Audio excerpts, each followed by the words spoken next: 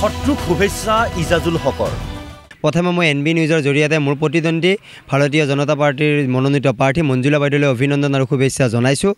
পশ্চিম মঙলদৈৰ পৰা আঞ্চলিক পঞ্চায়তৰ সদস্য পদত প্ৰতিদ্বন্দ্বিতা কৰিছে উচ্চ শিক্ষিত যুৱক ইজাজুল হকে। ৰিক্সা চালক ইজাজুল নিৰ্দলীয় প্ৰাৰ্থী।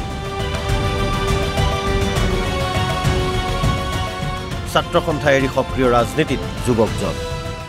ইতিমধ্যে জনতা জনাৰ্দনে ঠিক কৰিছে যে আমাৰ দৰে এগৰাকী শিক্ষিত যুৱক যিহেতু ৰাইজৰ সেৱা কৰি বিগত এটা দশক ধৰি মই সদৌ অসম ছাত্ৰ সন্থাৰ লগত জড়িত আছিলোঁ আৰু আছুৰ মজিয়াৰ পৰা ডাইৰেক্ট মই প্ৰত্যক্ষভাৱে ৰাজনীতিত যোগদান কৰিছোঁ আৰু ৰাইজে যিদৰে মোক বিপুল সঁহাৰি দিছে 10খন গাঁৱৰ যি যুৱ প্ৰজন্মই মোক আদৰি লৈছে মোৰ বিশ্বাস আছে মোৰ ৰাইজৰ প্ৰতি আস্থা আছে ৰাইজে মোক বিপুল ভোটত এইবাৰ চমুৱাৰ পৰা গাঁও পঞ্চায়তত 5টা বছৰৰ কাৰণে সেৱা কৰাৰ সুবিধা দিব।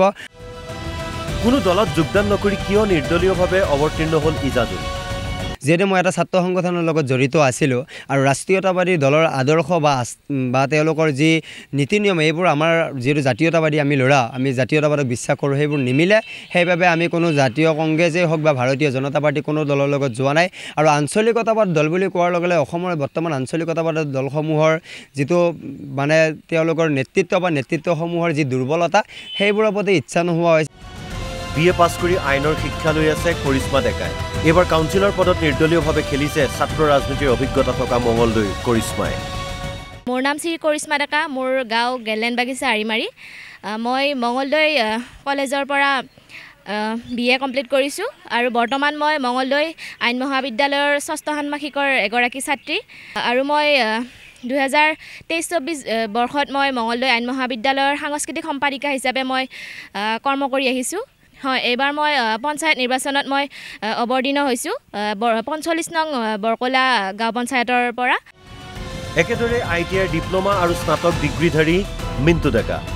দৰঙৰ বেজপাৰাৰ পৰা বিজেপিৰ হৈ কাউন্সিলৰ পদত প্ৰতিদ্বন্দ্বিতা মিণ্টুৰ। মই মঙলদৈ মহাবিদ্যালয়ৰ পৰা স্নাতক ডিগ্ৰীধাৰী লগতে আমাৰ ITIৰ পৰা ITI ডিগ্ৰী লৈছোঁ। লৈ কিনে মই প্ৰথমতে আমি কোম্পানী লাইনত কাম কৰিছিলোঁ কিছুদিন। তাৰপিছৰ পৰা মই আৰু কোনো ধৰণৰ চাকৰি লাইনলৈকে অহা নাই। মই ৰাইজৰ কাম কৰা পূৰ্বৰ পৰা মই প্ৰথম AJYCPৰ লগত জড়িত হৈ আছিলোঁ। AJYCPৰ পিছত সেনেকৈ সামাজিক সংগঠনৰ লগতে জড়িত হৈ থাকিলোঁ। তাৰপিছত ভাৰতীয় জনতা পাৰ্টিৰ লগত জড়িত হ'লোঁ। হৈ আজিলৈকে কেৱল সামাজিক কাম কাজতে জড়িত হৈ আছোঁ। উকালতি এৰি ভোট বিচাৰিছে গহপুৰৰ নৱজ্যোতি নেওগে। বিজেপিৰ বাবে বহুত কষ্ট কৰিছিল, কাম কৰিছিল, কিন্তু স্থানীয় বিধায়কৰ ষড়যন্ত্ৰৰ বাবে নাপালে টিকট। গতিকে নিৰ্দলীয়ভাৱে প্ৰতিদ্বন্দ্বিতা অধিবক্তা নৱজ্যোতিৰ।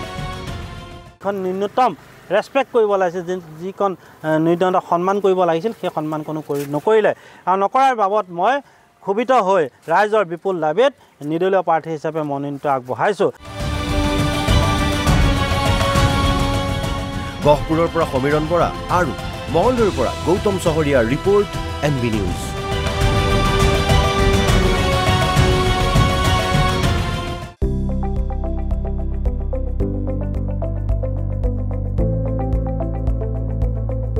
NB নিউজ, সহজ সৰল ভাষাত নৱভাৰতৰ কথা।